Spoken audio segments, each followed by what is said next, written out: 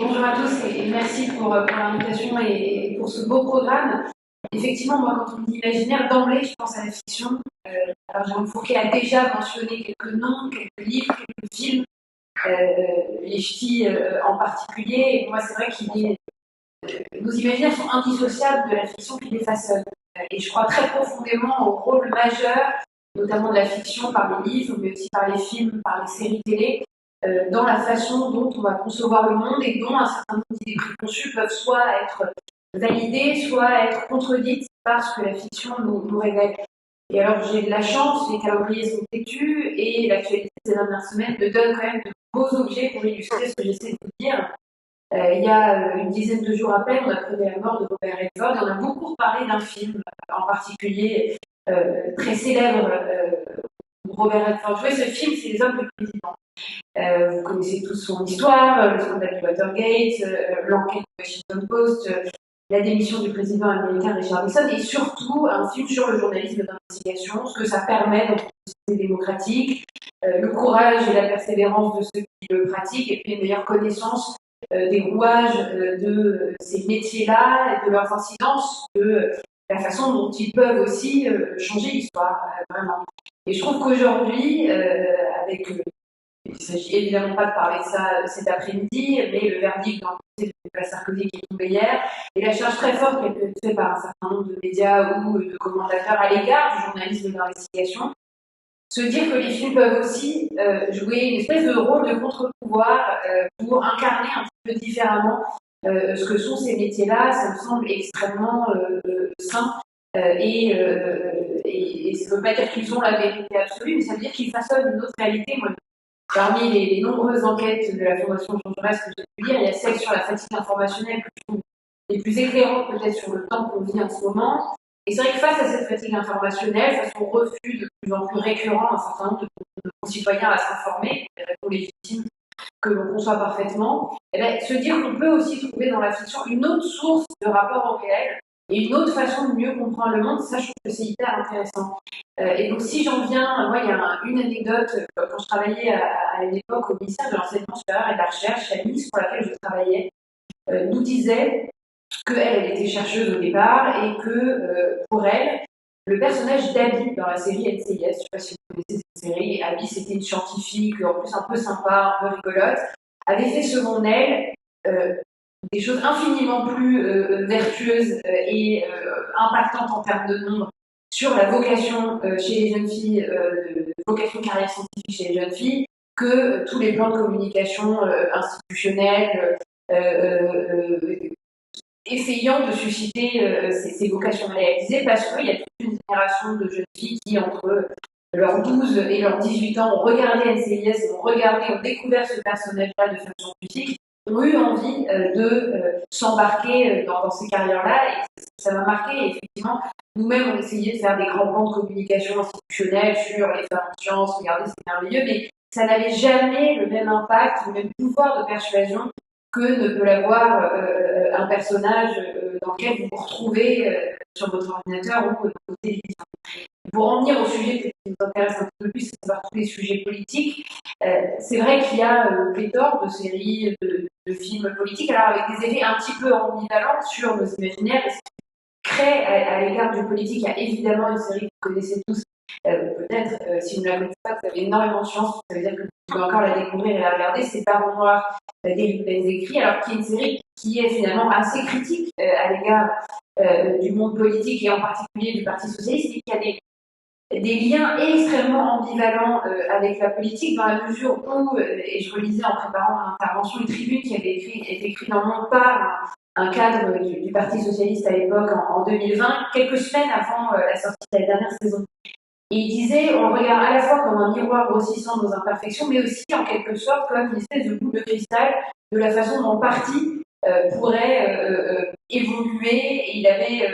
je vous cite quelques extraits de la tribune, parce que je trouvais que c'était totalement dans l'esprit de ce qu'on essaie d'aborder cet après-midi. Baron Noir est peut-être l'ultime lien entretenu entre les Français et le Parti Socialiste, le dernier média d'une relation séculaire entre un parti culturellement minoritaire en France et des Français qui aiment le détester tout en ressentant le besoin de le rendre périodiquement majoritaire. avec Baron Noir, on ne sait plus si c'est PS qui fait la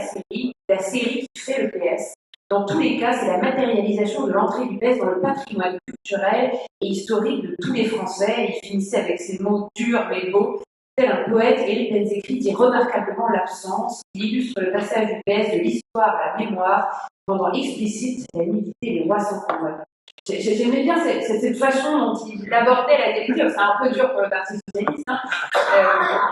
Mais cette dialectique entre ce qui relève du réel, ce qui relève du physique, et la façon dont les deux s'auto-alimentent. Et d'ailleurs, c'est un autre exemple très intéressant. Vous avez peut-être lu et vu l'adaptation du livre d'Edouard Philippe,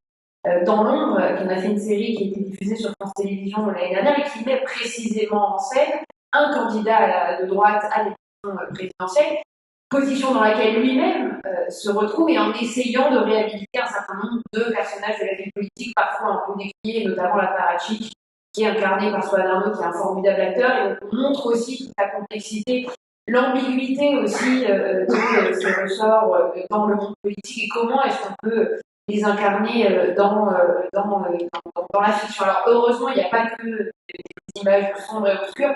Moi, je suis une immense adepte de la série Parlement, que vous avez peut-être vu aussi, qui pour moi est un exercice de pédagogie et d'acculturation des institutions européennes qui vaut tous les cours magistraux en master de politique européenne, tant il incarne, alors certes, de manière parfois un peu caricature, mais finalement pas tant que ça, ce qu'on retrouve notamment dans les ressorts nationaux, que ce soit chez l'allemand, le français, l'anglaise, jusqu'au moment où il soit forcé de quitter son poste à cause du Brexit. On retrouve quand même des choses qui font écho à des traits de caractère qu'on peut reconnaître et qui font en tout cas partie des imaginaires auxquels on s'associe, auxquels on s'auto-associe et auxquels on associe les autres. Et je trouve que pour le coup, c'est une série joyeuse, une série humoristique. Et donc là, par le biais de la fiction, par le biais de l'imaginaire, parce que c'est des histoires qui sont créées toutes pièces, donc si on retrouve un certain nombre de personnages, la présidente de la Commission européenne, Christine Lagarde, d'autres qui font une espèce de caméo sympathique dans la série, tout ça reste une histoire originale, inventée, où c'est l'imaginaire qui prime, mais en même temps, cet imaginaire-là, il vient se frotter à une matière qui est très concrète, et puis s'agissant des institutions européennes, qui peut nous paraître terriblement austère, rébarbative. Et donc il y a dans la capacité de la fiction à transcender cette possibilité, cette distance aussi, parce que enquête d'opinion après enquête d'opinion, on voit bien, on mesure à quel point il y a un sentiment de distance des Français à l'égard des institutions européennes. Je trouve que cette série qu'on doit à Noé Debré, qui est un écrivain pour moi de génie, un scénariste, je trouve fait énormément de bien. J'anticipe sur votre deuxième question sur voilà. Parce qu'on s'était dit, voilà, dialectique, le rôle de la fiction dans la politique et leur façon de s'auto-alimenter l'une et l'autre, une espèce de fascination mutuelle qui exerce le monde politique sur le monde des créateurs de fiction et inversement la fascination du politique. Je pense que et c'est vrai que beaucoup de politiques ont regardé assidûment Baron Noir et l'autre jour je discutais avec Nathalie Loiseau qui me disait mais l'épisode 7 de Parlement, franchement, ils sont trop durs avec les parlementaires européens. Et donc on voit même qu'elle regarde assidûment ça parce qu'elle mesure bien l'impact que ces images-là peuvent avoir sur sa propre fonction. Et elle me disait, j'avais très envie d'aller voir Noé Debré et lui dire, non, c'est pas trop dur à l'égard des parlementaires européens et c'est autrement qu'il faut faire les choses. Donc ça, c'était le premier point, mais pour venir maintenant à la question des imaginaires locaux, il y a aussi tout un rôle à jouer via la fiction. J'ai immédiatement pensé, quand on a commencé à préparer cette intervention à un film qui a été tourné pas très très loin d'ici, à la station de RER. Et ce film, c'est évidemment La haine de Mathieu Kassovitz, qui est 1995, donc ça fait déjà 30 ans, et qui a eu un impact, à mon avis, absolument considérable. Alors là aussi, sur peut-être pas de façon positive, mais salutaire, sur les banlieues en France. On sait notamment qu'Alain Juppé avait organisé une projection privée avec plusieurs de ses ministres à Matignon à l'époque de la sortie du film et avait fait tout un tas de promesses à l'époque, j'ai compris, voilà, c'est vraiment ça, les banlieues, etc. Alors là aussi, on peut dire que l'image, elle est travestie, qu'elle n'est pas, mais elle renvoie elle renouvelle la musique, mais au moins elle l'installe quelque part dans le débat public et dans le divertissement par un film qui a eu énormément de succès au niveau de sa sortie. On peut en citer bien d'autres. Les Misérables de Lajli, Divine de Ghouta Benyamina, les deux sont sortis en 2009 et en 2016, où on a voulu aussi, au travers de la fiction, montrer la banlieue. Donc, dans le champ des livres, moi, il y a un livre avec dans la grande couronne parisienne que j'aime beaucoup, qui s'appelle Le Grand Paris d'Aurélien Bélanger, que vous avez peut-être lu, et qui lui aussi essaie de matérialiser, d'incarner aussi le politique et son expérience, sa capacité à apprivoiser un espace local, à savoir là la structure administrative du Grand Paris, sous mandat en l'occurrence, pour revenir à lui, de Nicolas Sarkozy, livre qui m'avait donné envie de devenir urbaniste. Finalement, les urbanistes, c'est ceux qui peuvent le plus agir dans la vie quotidienne. Et là, je m'étais dit, tiens, c'est quand même fort, cette capacité, encore une fois, qu'a la fiction à venir ouvrir aussi des portes qu'on n'aurait jamais ouvertes autrement. Autrement, j'aurais jamais pensé à cette vocation-là. Voilà, et puis pour venir comme aujourd'hui, on est en journée de mobilisation des agriculteurs, bien sûr, un livre comme Sérotonine de Houellebecq, d'autres charrient aussi tout un imaginaire parfois très dur, mais fait entrer par le biais de la fiction ces mondes qui parfois nous échappent, auxquels on n'a accès que par le prisme des chaînes d'information continue. C'est une autre façon de les appréhender. Et donc moi, ma conclusion et peut-être mon invitation dans le cadre de cette conversation, c'est vraiment d'essayer de réfléchir sans niaiserie et sans naïveté, mais aussi de voir comment est-ce que ces imaginaires-là, ils peuvent donner une image non pas plus positive, mais un tout petit peu plus porteuse parfois de certaines institutions qui sont marquées par la défiance populaire aujourd'hui, qui veulent inviter, je dirais, une forme d'indulgence, au moins une forme d'indulgence, c'est-à-dire comprendre la complexité à laquelle un certain nombre d'acteurs politiques ou institutionnels sont soumis, pour peut-être tolérer davantage leurs faiblesses, parce qu'on sait, on est tous soumis à beaucoup d'informations contradictoires, et je crois très profondément au rôle de la fiction, des séries, des films